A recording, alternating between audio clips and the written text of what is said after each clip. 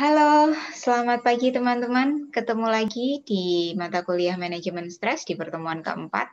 Kalau di pertemuan ketiga lalu kita sudah membahas tentang coping stres, nah di pertemuan keempat ini kita nanti akan membahas tentang ruang lingkup dari manajemen stres gitu. Karena manajemen stres ini tidak hanya dialami oleh seorang individu saja, tetapi ketika seseorang berada di dalam suatu lingkungan kerja misalnya, atau ketika seseorang berada di dalam suatu lingkungan sosial, tentunya mereka juga akan mengalami stres semacam itu. Jadi pertemuan keempat ini kita nanti akan membahas tentang ruang lingkup dari manajemen stres itu sendiri, gitu ya. Kita langsung ke materinya.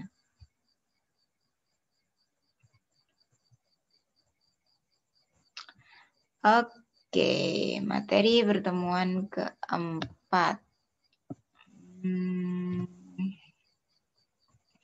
Materi pertemuan keempat ini masih dengan saya. Nanti pertemuan kelima teman-teman akan ketemu sama Pak Andi. Pertemuan keempat tentang ruang lingkup, terus nanti kita masih ada forum diskusi. Jadi kalau teman-teman mau ada yang ditanyakan, teman-teman bisa menanyakannya di forum diskusi. Tapi kok sepertinya waktu pertemuan ketiga kemarin kok forum diskusinya sepi ya. Gitu. Terus untuk tugasnya sama seperti minggu-minggu lalu, masih dengan 7 Weeks Challenge, yakni My Stress Diary, ya, yang minggu keempat gitu. Untuk deadline-nya nanti tanggal 7 Maret. Begitu. Nah, sebenarnya gini teman-teman. Setiap orang itu kan pasti mengalami stres, ya nggak sih? Setiap orang pasti mengalami stres, dan setiap orang seperti yang saya sampaikan di pertemuan 3 kemarin, bahwa setiap orang itu memiliki stresornya tersendiri, stresornya sendiri-sendiri gitu, dan dalam taraf yang berbeda-beda juga gitu. Dan stres tentunya kalau misalnya setiap orang memiliki stresornya masing-masing, pasti stres tidak bisa dipisahkan dari kehidupan kita gitu. Dan pasti ada yang menimbulkan dampak, entah itu dampaknya positif sehingga seseorang bisa menganggap stres ini menjadi suatu next level exam, atau ada yang menganggap stres ini negatif sehingga mereka menjadi demotivasi, terus habis itu kehilangan semangat, semacam itu gitu. Jadi pada hakikatnya stres itu nggak bisa dipisahkan dari kehidupan kita gitu, karena selama manusia hidup ya manusia pasti ada masalah gitu kan, dan masalah itu kadang-kadang membuat kita stres. Nah, opsinya kita, pilihannya kita adalah membuat stres ini menjadi eustress sehingga berdampak positif, atau menjadi distress sehingga berdampak negatif gitu. Maka itu stres itu perlu di manage gitu. Stres itu perlu di manajemen, perlu di manajemeni, perlu adanya manage terkait dengan stres itu, sehingga apa? Sehingga kita bisa mengelola stres itu dengan baik gitu. Mengelola stres itu dengan baik sehingga kita bisa membuat stres ini menjadi suatu challenge, menganggapnya menjadi challenge. Challenge-nya itu next level exam itu tadi gitu. Nah, manajemennya dengan cara yang bagaimana gitu. Kita bisa meningkatkan ambang batas kita, jadi bisa meningkatkan resilient kita, ambang batas daya tahan individu, jadi meningkatkan resiliensi kita terhadap stres, ketahanan kita, survive-nya kita gitu, dan juga bisa menampung akibat fisiologikal dengan cara menurunkan kadar stresnya, semacam itu. Jadi ada dua sebenarnya cara manajemen stres, yakni meningkatkan resiliensi kita terhadap stres, survival kita, dan juga menurunkan, yang satu meningkatkan, yang kedua yakni menurunkan stresornya. Kalau pada waktu coping, pada waktu pembicaraan materi coping di pertemuan 3 kemarin, kita sudah membahas bahwa kita bisa memodifikasi problemnya, jadi pakai problem focus coping semacam itu gitu. Nah, manajemen stres itu sendiri apa sih gitu. Sebenarnya manajemen stres itu adalah ketika kita itu memanage atau mengatur atau mengontrol hal yang menjadi stresornya kita, hal yang mengancam kita, hal yang merusak zona nyaman kita gitu. Karena ketika kita stres, otomatis kita tidak berada di zona nyaman tentunya gitu. Nah, dan pasti seseorang itu nggak akan selalu berada di zona nyaman. Kadang-kadang mereka juga kadang-kadang mereka juga ada di zona yang tidak nyaman juga sehingga menimbulkan stres ya. Nah, yang namanya manajemen stres adalah aktivitas kita atau kegiatan kita ketika kita memanage, mengontrol, mengatur hal-hal yang itu mengancam kita dan membuat kita stres. Jadi itu manajemen stres. Tujuannya apa sih? Tujuannya adalah untuk mengenal yang membuat kita stres itu apa toh gitu. Yang menyebabkan kita stres itu apa? Sehingga ketika kita tahu penyebabnya, kita akan bisa mengatasi itu gitu. Karena berkali-kali saya bilang ketika kita mengalami suatu gangguan entah kita atau entah kita memegang klien atau entah kita menangani suatu kasus, langkah pertama adalah cari tahu penyebabnya dulu gitu. Karena setelah kita tahu penyebabnya, maka kita akan tahu bagaimana sih cara mengatasi itu gitu. Bagaimana sih teknis mengatasi itu? Bagaimana sih strateginya semacam itu. Jadi ketika kita sudah tahu penyebabnya dengan cara memanajemen itu, mengontrol itu atau mengatur itu, kita akan bisa menerapkan teknik-teknik manajemen stres yang cocok gitu. Karena salah satu teknik karena gini, manajemen stres ketika kita stres tertentu itu bisa jadi tidak bisa semua obat. Jadi gini ya, tidak bisa semua obat itu satu obat itu untuk mengatasi segala macam penyakit, itu nggak bisa gitu. Jadi kalau kita tahu penyebabnya maka kita akan tahu obatnya apa gitu. Oke, manajemen stres itu sebenarnya gimana? Itu kan sudah. Nah, sebenarnya stres itu kan memang ditentukan oleh faktor lingkungan dan juga faktor individu. Kenapa faktor lingkungan? Karena gini, orang mengalami stres itu bisa jadi karena lingkungannya memang penuh stresor gitu. Karena memang lingkungannya memang menimbulkan stres yang tinggi gitu. Tapi orang bisa mengalami stres juga karena si individunya atau si yang bersangkutannya juga tidak memiliki ambang batas atau tidak memiliki daya tahan yang bagus. Daya tahan yang bagus terhadap stres. Jadi regulasi emosinya jelek, regulasi emosinya kurang baik, sehingga ketika mereka mendapatkan stresor, mereka tidak mampu mengregulasi itu gitu, sehingga mungkin banget mereka mengalami stres. Nah, karena itu diperlukan usaha untuk memanajemen itu. Nah, usahanya bagaimana? Yang pertama bisa mengubah faktor lingkungan agar tidak menjadi pembangkit stres. Jadi problem lingkungannya yang dirubah, lingkungannya yang dimodifikasi. Terus yang kedua adalah mengubah faktor dari dalam diri. Jadi kalau mengubah faktor lingkungan ini kan yang problem focus coping, jadi memotivate lingkungan gitu. Tapi kalau yang kedua ini adalah mengubah faktor di dalam diri. Jadi emosinya, jadi lebih ke EFC, emotion focus coping. Jadi sehingga tujuannya apa sih? Ketika kita menerapkan emotion focus coping, sehingga ambang batas daya tahan atau resiliensi kita terhadap stres ini menjadi meningkat gitu. Ketika kita menjadi resilient terhadap stres, maka kita akan efek stresnya ini akan cenderung menurun gitu. Efek stresnya akan cenderung minimal semacam itu. Dan juga toleransi kita terhadap stres menjadi cenderung meningkat. Kita menjadi jauh lebih resisten terhadap stres gitu. Jadi kalau diibaratkan bahwa stres ini kayak apa ya? Stres ini kayak virus COVID.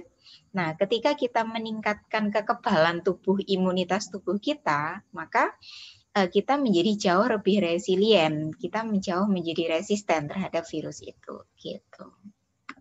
Nah, manajemen stres itu sebenarnya ada dua kerekayasaan besar. Jadi bagaimana sih memanajemen stres, gitu kan? Jadi ruang lingkupnya stres itu sebenarnya ada dua manajemen besar, yakni manajemen organisasi dan juga manajemen individu. Tetapi manajemen individu ini juga tidak bisa dipisahkan dari manajemen organisasi. Karena apa? Karena manusia merupakan makhluk sosial, sehingga mau nggak mau manusia juga berinteraksi dengan orang lain, bersosialisasi dengan orang lain, sehingga kadang-kadang di dalam individu ini juga masuk berkomunitas juga, sehingga dalam kerekayasaan atau manajemen stres yang bagian individu juga masuk sosial dan juga keluarga. Karena manusia, setiap individu itu selalu berkomunitas. Komunitas paling kecil adalah keluarga. gitu. Kemudian kerekayasaan organisasionalnya ada organisasi, ini terkait dengan kelembagaan dan juga pendidikan gitu.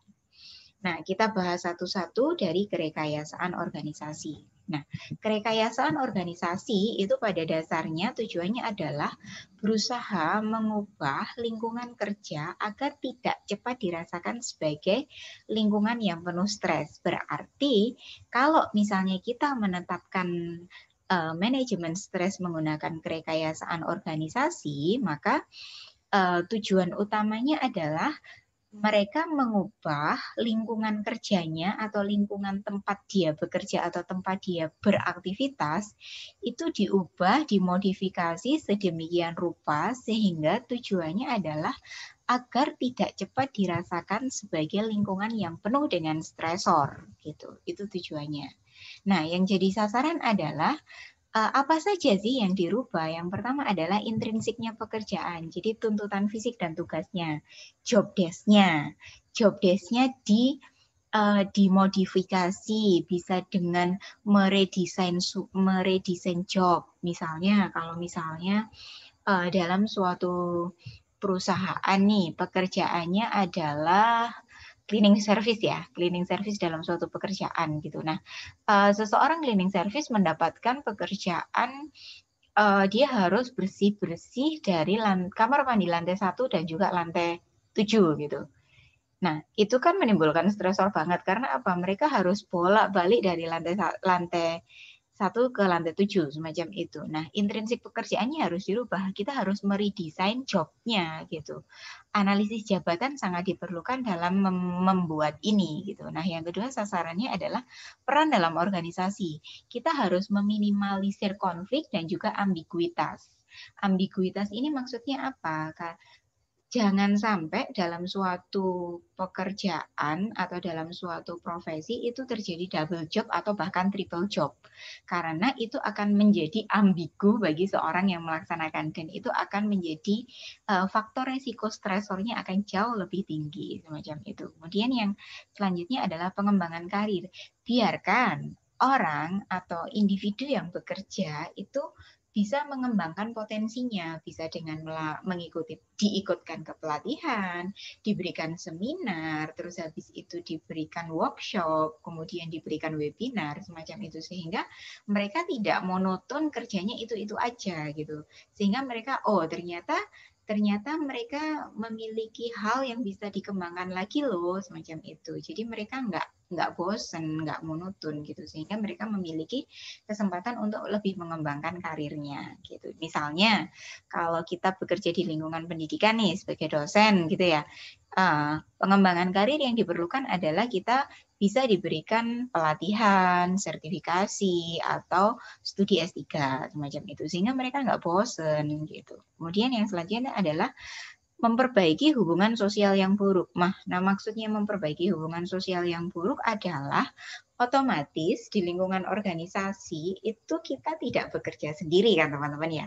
Kita pasti berhubungan dengan orang lain gitu. Nah, ketika kita melakukan kerekayasaan organisasi, alangkah lebih baik, alangkah bagus sekali ketika kita memetakan setiap personalianya ini dengan orang lain dan menempatkannya sesuai dengan bukan kedekatan sih, sikap profesionalismenya gitu sehingga hubungan sosialnya ini adalah hubungan yang profesional. Jadi kenapa kok begitu? Karena ini akan meminimalisir rasa sungkan, rasa ewuh pekewuh, rasa tidak enakan semacam itu sehingga itu akan meminimalisasi hubungan sosial yang buruk gitu. Nah, yang selanjutnya dan yang terakhir adalah struktur dan iklim organisasi.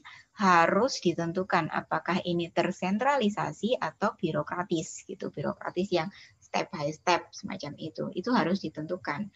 Karena kalau misalnya sistemnya disepakati sistemnya tersentralisasi berarti perintah dari suatu organisasi berada di dalam satu tangan. Keputusan terakhir di pimpinan tertinggi. Semacam itu. Jadi harus harus dirembuk semacam itu ya. Gitu, itu kalau kerekayasaan organisasi. Nah, metodenya bagaimana? Ada 3 metode yang bisa dilakukan ketika kita melakukan manajemen stres menggunakan kerekayasaan organisasi. Yakni yang pertama adalah analisis kerja, yang kedua adalah sasaran berdasarkan kerja, dan yang ketiga adalah manajemen waktu. Gitu. Kita bahas satu-satu ya. Nah, metode analisis kerja. Metode analisis kerja ini dapat dirancang dengan pola pekerjaan baru bagi pekerjaan yang dirasakan memiliki beban berlebihan. Jadi gini, metode analisis kerja ini kalau misalnya kita dalam mata kuliah industri organisasi itu adalah seperti analisis jabatan. Jadi kayak job analysis gitu loh. Kita harus melakukan analisis jabatan sehingga kita tahu tupoksi dari masing-masing jabatan itu apa gitu. Karena apa? Karena ketika seseorang memegang suatu jabatan, entah itu mungkin sebagai supervisor atau entah nanti sebagai manajer atau nanti sebagai pekerja bagian operasional, mereka tahu tugas yang dilakukan itu apa sih gitu, sehingga mereka bisa memanage. Oh, supaya aku tidak stres, aku harus membuat manajemen waktu gitu, sehingga mereka meminimalkan stres. Maka perlu banget kita melakukan analisis jabatan ketika kita melakukan kerekayasaan organisasi, supaya ketika kita melakukan analisis jabatan kita akan bisa tahu bahwa oh ternyata jabatan ini memiliki tanggung jawab yang berat, berarti kita harus memberikan personalia yang jauh lebih banyak semacam itu, atau oh pekerjaan yang semacam ini butuh ketelitian yang tinggi, berarti harus bagaimana semacam itu. Terus yang kedua adalah metode sasaran berdasarkan kerja. Nah, ini ada 4 langkah ketika kita melakukan metode kerekayasaan organisasi ini gitu. Yang pertama adalah menetapkan sasaran realistik bagi satuan kerja yang dapat dicapai. Jadi harus ada goalnya, dan goalnya itu bisa diukur. Ada indikator ketercapaiannya dan itu realistik, nggak abstrak. Contoh sasaran realistik adalah begini, misalnya target kita adalah 1 tahun ke depan, misalnya dalam perusahaan marketing nih, target kita adalah dalam bulan depan kita mencapai target sekian juta gitu. Nah, sekian jutanya ini harus disesuaikan dengan kondisinya, dengan analisisnya, analisis kerjanya, dan analisis SWOT-nya gitu. Jadi sasarannya harus realistik, jangan muluk-muluk gitu. Kita harus melihat harus menggunakan rasio banget gitu. Itu yang pertama. Nah, langkah kedua adalah merancang perangkat perencanaan, tindakan, dan metode untuk mencapai sasaran itu. Nah, ketika kita sudah mendapatkan target, kita sudah tahu goalnya kita. Misalnya, oke, bulan ini targetnya kita harus mencapai penjualan 10 juta misalnya. Nah, berarti ketika kita bulan depan punya target penjualan 10 juta, maka kita harus menetapkan strategi untuk mencapai 10 juta di bulan depan. Kita harus ngapain aja, market yang kita sasar itu apa aja, kita harus menetapkan strategi itu. Dan bagaimana kita cara mencapai market itu gitu, entah dengan cara iklan di media sosial, atau iklan di TV, atau iklan di surat kabar, atau dengan door to door. Nah, semacam itu kita harus mencari strateginya. Kemudian yang ketiga adalah menciptakan strategi untuk dapat mengukur. Oh, ini sudah strategi untuk dapat mengukur. Kalau ini kan merencanakan tindakannya. Nah, kalau ini strategi untuk dapat mengukur, berarti kita harus menetapkan indikator ketercapaiannya. Target 10 juta, indikator ketercapaiannya di dalam setiap minggu itu apa? Oh, target 10 juta ini kita bisa pecah menjadi 4 target kecil.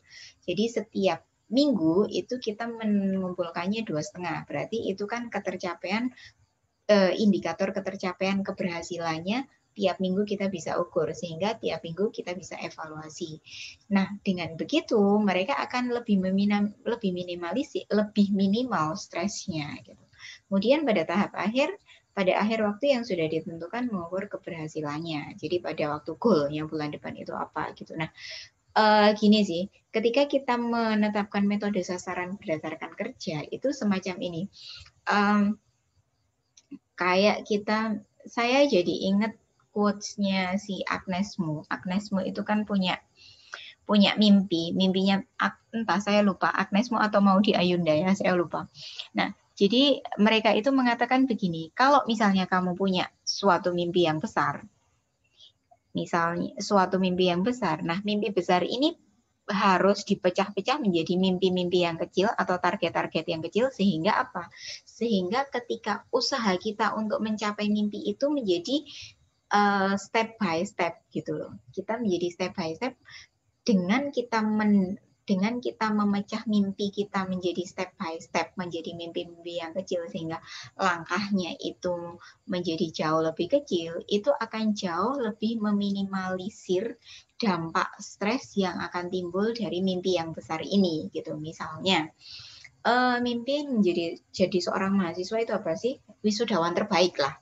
Misalnya kita punya target menjadi wisudawan terbaik gitu. Nah, tapi kita masih semester 4. Teman-teman semester 4 ya. Kita target lulus 7 semester, IPK tertinggi dan menjadi wisudawan terbaik. Itu adalah targetnya gitu. Nah, targetnya itu gitu. Nah, tapi kita posisinya masih di semester 4, berarti kita harus pecah-pecah. Maksudnya kita pecah-pecah adalah kita pecah-pecah mimpi kita. Oh, syarat dari wisudawan terbaik adalah 1, masa studinya cepat.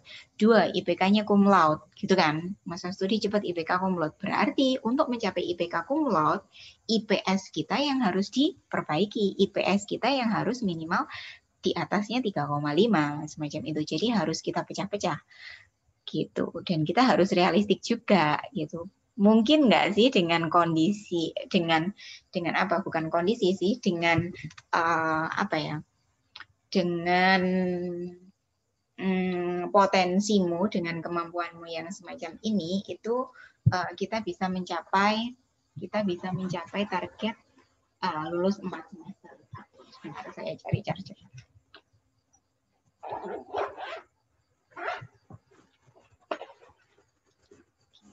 Terus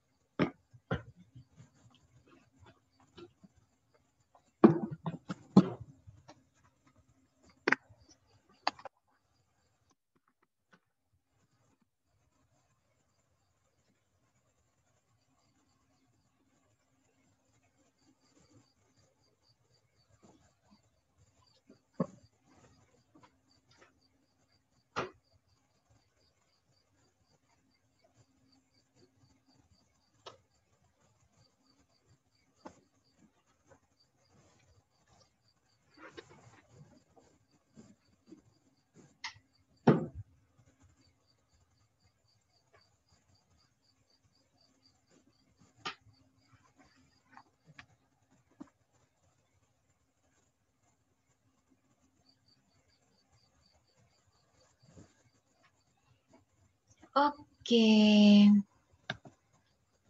Sorry ya.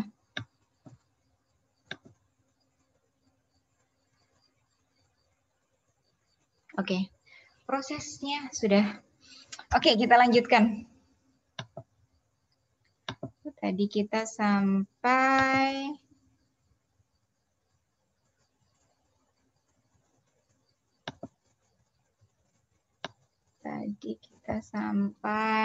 di metode. Nah, yang ketiga,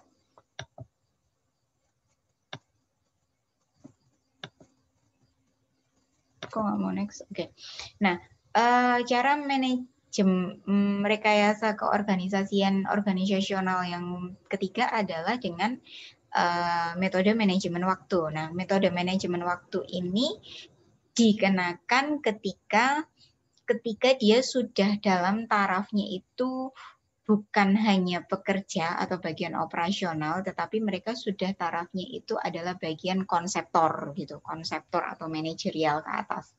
Semacam itu. Nah, ada 3 tahapannya. Ini yang pertama adalah menganalisis waktu. Karena ketika kita menjadi seorang konseptor, kita ini nggak cuma menyuruh orang toh, tapi karena kita harus punya pandangan yang visioner juga. Jadi kita harus melakukan analisis waktu, punya urutan prioritas pekerjaan, dan kita harus punya schedule gitu. Terus habis itu yang kedua, ketika kita sudah tahu schedule-nya kita, urutan prioritas pekerjaan kita, kemudian kita bisa menetapkan strategi organisasinya, mengorganisasi schedule dan juga urutan prioritas itu. Kemudian kita melakukan follow up gitu. Nah, dengan demikian ketika kita menetapkan metode manajemen waktu itu dengan baik, maka stres itu bisa sedikit diminimalisir gitu.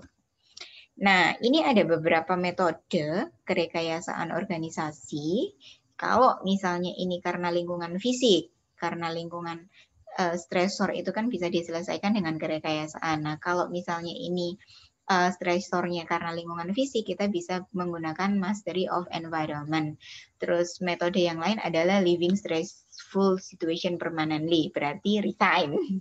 Gitu. Kemudian ada tuntutan tugas. Kalau misalnya kita stres karena tuntutan tugas, kita bisa find more suitable jobs. Berarti kita mencoba mencari job yang jauh lebih cocok gitu. Kemudian kita bisa meredesain job. Jadi karena ya harus meredesain jobnya juga.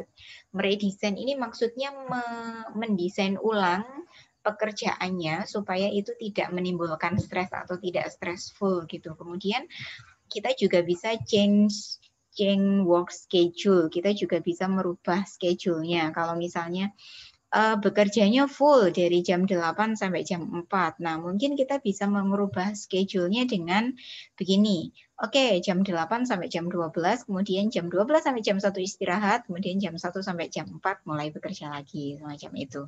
Kemudian kalau karena tuntutan tugas, kita juga bisa planning organization days activity. Berarti tiap hari itu harus ada agenda pekerjaannya apa saja gitu. Kemudian kalau misalnya stresnya karena konflik dan ambiguitas, kita harus meng-clearkan roles-nya gitu. Clarify roles-nya supaya apa? Supaya kita nggak ambigu dan nggak wagu gitu. Kemudian kalau misalnya itu stresnya karena hubungan kerja, kita bisa melakukan pelatihan human relation training, atau kita juga bisa melakukan pelatihan service excellence training semacam itu.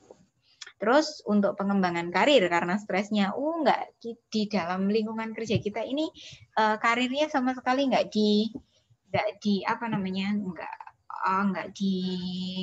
dipedulikan gitu pengembangan karirnya. Nah, kita bisa refine selection and placement procedure, kita bisa clarify career paths-nya kita, dan juga kita bisa menggunakan kriteria promosi. Kemudian kalau misalnya karena iklim, kita bisa alter organizational structure, jadi kita bisa menerapkan struktur organisasi pengganti, kita bisa change evaluation reward system, jadi pastikan ketika suatu organisasi ini kan pasti ada sistem evaluasinya ya. Nah, kita bisa mengevaluasi, merubah proses evaluasinya dengan reward-nya apa gitu. Dan juga kita bisa improve organization communication. Jadi mengimprove komunikasi antar organisasi, antar orang di dalam organisasi itu. Sehingga tujuannya adalah mereka menjadi tidak stres gitu. Nah, itu yang apa tadi? Yang kerekayasaan organisasi. Nah, selanjutnya ada kerekayasaan pribadi. Nah, untuk kerekayasaan pribadi ini sebenarnya hampir sama dengan kerekayasaan organisasi. Cuma ini lebih disasarnya adalah ke sasaran individu. Jadi supaya kepribadian individu ini bisa bertahan dan memiliki batas ambang daya tahan stresnya itu bisa meningkat gitu. Nah, ada beberapa metode di dalam kerekayasaan individu atau pribadi, yakni yang pertama adalah metode program pelatihan, yang kedua team building, kemudian ada vocational counseling, kemudian yang keempat adalah employee assistance program. Gitu. Nah, untuk yang program pelatihan, kita bisa menggunakan teknik penenangan pikiran.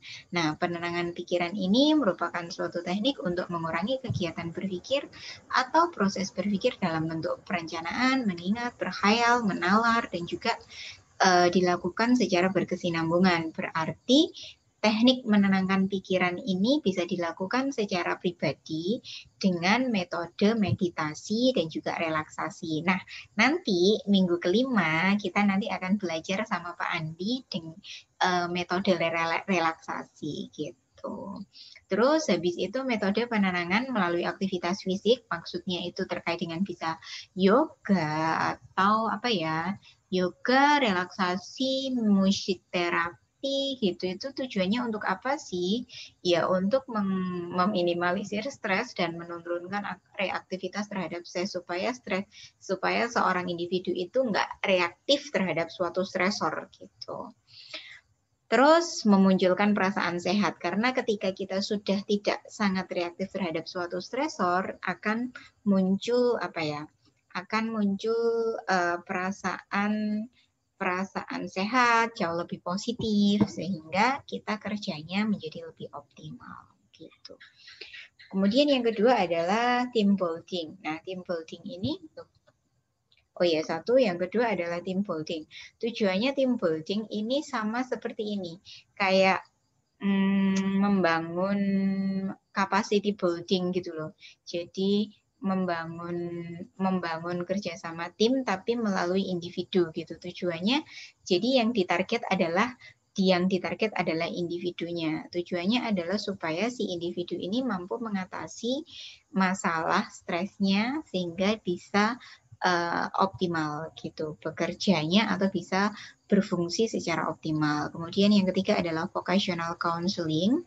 Vocational counseling ini adalah program yang dilakukan dengan tujuan meningkatkan kemampuan dalam membangun hubungan positif. Berarti vocational counseling ini kita bisa menggunakan konseling kelompok atau konseling individu yang tujuannya adalah untuk meningkatkan hubungan interpersonal dari seseorang ketika mereka berinteraksi dengan orang lain. Oke, jadi itu kemudian kerekayasaan pribadi itu sebenarnya ada dua sih targetnya, target fisiknya dan juga target psikologisnya.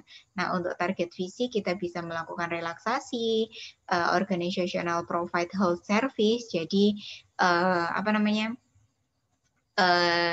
sebenarnya organizational provide health service ini ada di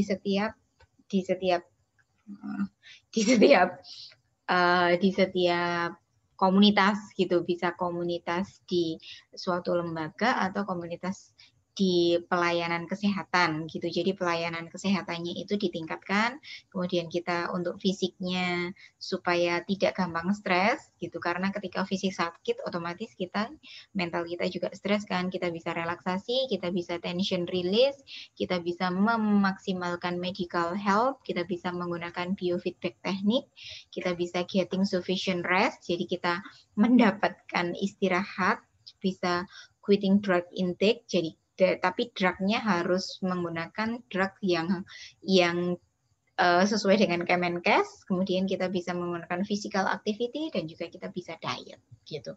Nah, untuk psikologisnya kita bisa meditate, kita bisa manage desire, ambition, drive. Jadi kita kalau misalnya kita stres karena kita memiliki ambisi, desire, ambisi yang tinggi, kita bisa memanage itu, kita bisa increase self understanding, bisa meningkatkan pemahaman terhadap diri, kita bisa acceptance of less than perfection. Maksudnya bagaimana? Maksudnya kita jauh bisa berusaha menerima kekurangan kita daripada kita menuntut perfeksionismenya kita gitu. Kita juga bisa memanfaatkan psychological health. Kalau misalnya kita stresnya itu memang tidak bisa diatasi dengan secara mandiri, kita bisa meminta bantuan profesional, kita bisa attempt to alter behavior or personality, kita bisa mensubstitute kegiatan kita, perilaku kita sehari-hari, kemudian kita bisa think of work as less important, berarti kita bisa berpikir ya diet pikiran sih, itu dulu yang saya lakukan ketika saya stressful ya, saya melakukan diet pikiran. Kita bisa increase religious activity. Kalau misalnya sudah mentok ya larinya kita ke siapa, ke Tuhan gitu. Jadi kita bisa meningkatkan aktivitas religius kita. Kalau misalnya orang Islam ya kita bisa sholat, kita bisa menenangkan diri dengan cara apapun. Kita bisa sholat, kita bisa zikir, kita bisa iktikaf gitu. Kalau misalnya teman-teman yang Katolik bisa menggunakan doa kontemplasi, terus teman-teman juga bisa konsultasi dengan Romo, terus bisa rosario gitu. Demikian juga teman-teman yang Kristen juga bisa doa dan semacam itu sih. Itu increase religious activity semacam itu. Oke, itu saja teman-teman ruang lingkupnya dari manajemen stres. Jadi pada dasarnya ruang lingkup dari manajemen stres itu ada dua besar, yakni organisasional sama pribadi, sama individu atau pribadi, yang mana organisasional itu terkait dengan pendidikan dan juga organisasi, dan individu itu terkait dengan sosial dan juga keluarga. Gitu. Itu saja. Minggu depan teman-teman nggak ketemu dengan saya, teman-teman minggu depan pertemuan kelima akan belajar dengan Pak Andi. Teman-teman akan belajar tentang relaksasi, yang mana tadi kita sudah bahas bahwa salah satu metode yang bisa diterapkan ketika kita menggunakan kerekayasaan pribadi adalah relaksasi gitu. Jadi teman-teman besok mungkin sama Pak Andi bisa praktek terkait dengan relaksasi. Oke, sampai itu saja sih. Nanti bisa tanya-tanya tentang relaksasi ke Pak Andi. Gitu saja mungkin dari saya. Semoga video ini membantu pemahaman teman-teman terkait dengan ruang lingkup manajemen stres itu. Dan pesan saya, tetap jaga kondisi dan tetap manage diri teman-teman. Kalau misalnya teman-teman stres, jangan lupa berikan sayap kepada stresnya teman-teman, bisa dengan mengungkapkan stres itu melalui My Stress Diary di minggu keempat gitu ya. Jadi ada 7 Weeks Challenge. Saya harap 7 Weeks Challenge ini bisa mengubah paling enggak pandangan teman-teman ketika teman-teman mengalami stres, sehingga teman-teman bisa memberikan sayap kepada stresnya teman-teman, sehingga mereka bisa fly away gitu ya. Sampai ketemu minggu depan. Semoga video ini membantu. Dadah.